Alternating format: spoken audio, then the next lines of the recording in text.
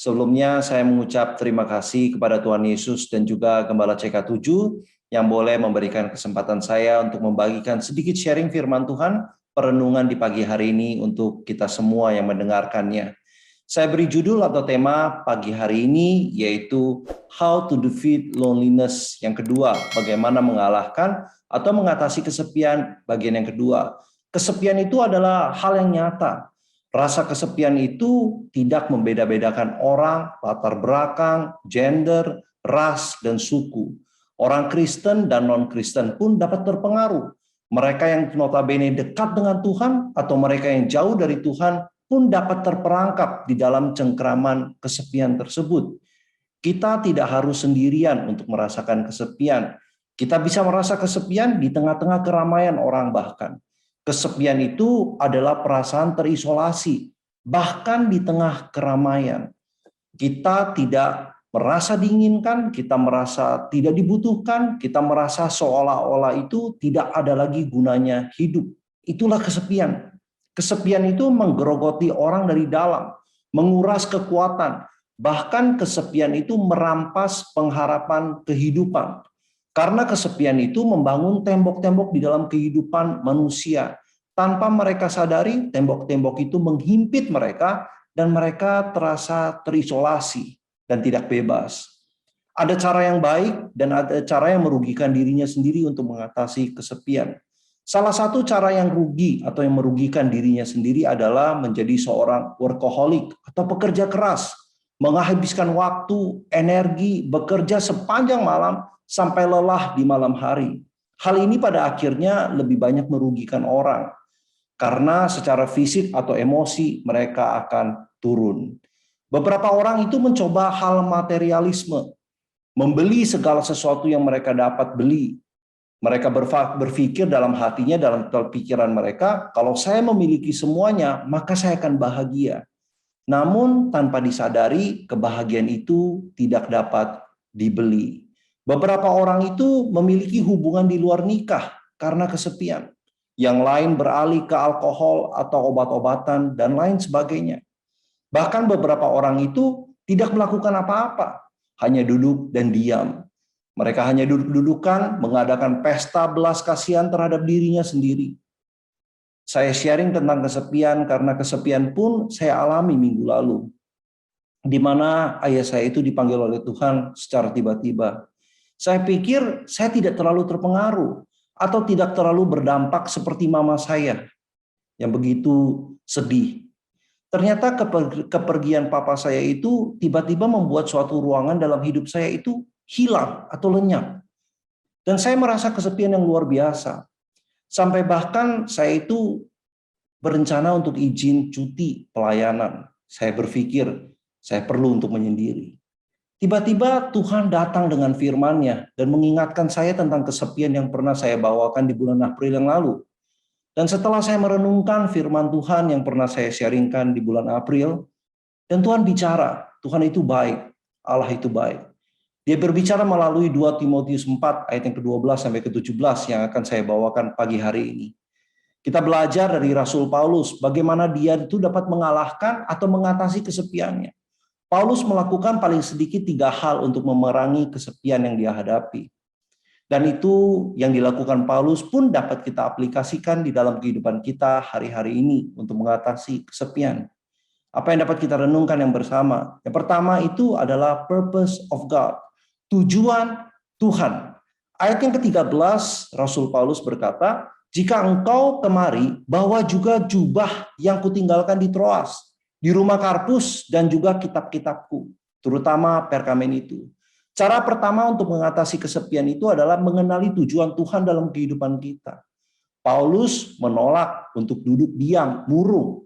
Bahkan dia tidak berkata kepada dirinya, kasihanilah aku, atau dia berusaha untuk bersifat seperti orang yang malam. Dia tidak mengeluh, dia tidak menggerutu terhadap situasi yang sedang dihadapi di dalam penjara. Dia kembali kepada firman Tuhan. Kembali kepada firman itu membantu saudara dan saya itu kembali kepada pencipta, yaitu Tuhan itu sendiri. Dialah yang menghilangkan kesepian abadi dalam kehidupan kita sewaktu dia mati di kayu salib. Seringkali orang yang kesepian itu kehilangan tujuan hidupnya di dalam Tuhan. Sehingga tidak menjaga diri mereka tidak makan dengan benar, mungkin tidak berolahraga, mengabaikan kebutuhan pribadi mereka. Tetapi Paulus tidak demikian. Dia berkata, bawa mantel dan buku-bukuku. Dia memanfaatkan waktu di dalam penjara untuk merenungkan firman Tuhan. Lebih dari segalanya sebenarnya Paulus itu adalah orang yang aktivis. Dia ingin bisa menjadi orang yang berkhotbah kemana-mana. Mungkin dia ingin berada di Kolosium untuk berkhotbah daripada belajar di penjara. Tetapi terkadang Tuhan itu bisa menggunakan kesepian untuk hal-hal yang baik yang tidak pernah kita pikirkan. Mungkin jika Paulus berada di Kolosium, dia akan berkhotbah, tetapi Tuhan meninggalkan dia di penjara agar saudara dan saya mendapatkan bagian dari Alkitab di Perjanjian Baru dan kita bisa merenungkan kebenaran firman Tuhan. Satu-satunya cara mungkin Tuhan dapat membuat Paulus duduk diam adalah memasukkan dia ke dalam penjara.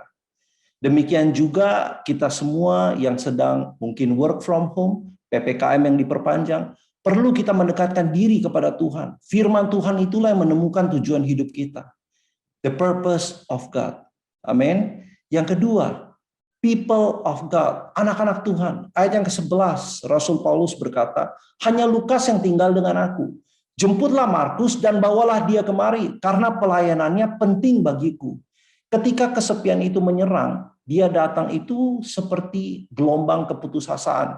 Kalau saya boleh ambil istilah, seperti tsunami seperti itu. Tiba-tiba, sering kita itu tergoda untuk menarik diri dari orang-orang, membiarkan diri kita itu tenggelam. Nabi Elia pernah merasakan hal yang serupa, kesepian karena dia pikir bahwa hanya dia satu-satu yang berdiri untuk mengalahkan Nabi Baal. Kita hidup di dunia yang sangat terisolasi hari-hari ini. Budaya kita itu memberi makan individualisme, memberikan nilai-nilai kehidupan yang semu, sehingga buah dari individualisme itu sendiri itu sebenarnya yang sedang merajalela. Akibatnya kesepian yang sangat masif. Teknologi yang semakin mutakhir, yang semakin maju, di mana orang-orang itu lebih cenderung memiliki teman di dalam dunia-dunia virtual daripada dunia-dunia yang nyata. Itu sebabnya kita membutuhkan kelompok-kelompok kecil yang nyata, yaitu cool. Kita perlu diisi oleh anak-anak Tuhan yang dapat bertumbuh bersama. The people of God. Dan saya tahu di rasa-rasa kesepian yang pernah saya alami minggu lalu, salah satu yang membangkitkan kembali semangat itu adalah kelompok cool itu sendiri, yang saling menguatkan, yang memberikan pengharapan baru di dalam Tuhan. Amin. People of God. Dan yang ketiga yang terpenting yaitu presence of God, hadirat Tuhan. Ayat yang ke-16 sampai ke-17a, Rasul Paulus berkata demikian. Pada waktu pembelaanku yang pertama, tidak seorang pun yang membantu aku. Semuanya meninggalkan aku. Paulus berkata demikian. Kiranya hal itu jangan ditanggung atas mereka. Nah, yang menarik demikian, Rasul Paulus berkata, tetapi Tuhan telah mendampingi aku dan menguatkan aku. Terakhir yang dapat kita renungkan untuk mengatasi kesepian adalah mengenali kehadiran Tuhan. Paulus sendiri berkata, Tuhan telah mendampingi aku dan menguatkan aku. Dan itu yang terpenting. Tidak ada tempat di mana Tuhan itu enggak ada. Tuhan itu God of omnipresence. Dia Tuhan Allah Maha Hadir. Di tengah-tengah kesepian kita pun dia sebenarnya hadir. Dia ada di mana-mana di dalam setiap kehidupan kita. Bahkan dia terus berbicara dengan kehidupan kita. Ungkapan profetik yang mungkin sering kita dengar, Tuhan itu hanya sejauh doa kita saja. Doa itu adalah alat yang luar biasa yang dapat kita gunakan di saat-saat kita itu kesepian. Bicara dengan Tuhan. Tuhan akan bicara dalam kehidupan kita. Itu sebabnya firman Tuhan berkata, mendekatlah kepadaku, maka aku akan mendekat kepadamu. Apa yang dapat kita renungkan? Tuhan itu mengerti betul apa arti kesepian yang kita alami. Bahkan Tuhan itu sangat mengerti artinya kesepian. Sebab di tengah-tengah tergelap yang Tuhan Yesus alami, di malam sebelum dia disalibkan, Tuhan Yesus berdoa di Taman Getsemani. Semua murid-muridnya tertidur. Ketika tentara itu datang, menangkap dan membawa dia pergi untuk dihakimi, murid-muridnya semua melarikan diri bahkan. Kemudian Petrus yang tadinya mau membela, menyangkal dia 3 kali. Karena ayam berkokok, dia sadar perkataan Tuhan Yesus. Coba bayangkan kalau ayam itu tidak berkokok. Bahkan ketika Tuhan itu di kayu salib untuk menanggung dosa dunia, dia berseru, "Ya Tuhan, Tuhanku, mengapa engkau meninggalkan aku?" Tuhan Yesus itu sangat paham hal kesepian, sebab dia pernah mengalami. Bapak, Ibu, Saudara sekalian, bila kita sedang diserang rasa-rasa kesepian yang sedang kita alami, yang seperti saya alami, kembali kepada tujuan Tuhan, the purpose of God. Bersekutu kepada anak-anak Tuhan, the people of God. Gabung kepada kelompok kul yang ada. Bagi yang belum, saya mengajak ya, agar kita semua memiliki kelompok kul tersebut. Yang terus dapat membawa saudara dan saya itu kembali kepada hadirat Tuhan. The presence of God. Saya yakin apa yang sedang kita alami, Tuhan itu paham. Saya tahu persis Tuhan itu Tuhan yang baik. Itu sebabnya mendekatlah kepada Tuhan. Dan Dia yang akan mengalahkan kesepian kita. Tuhan Yesus memberkati.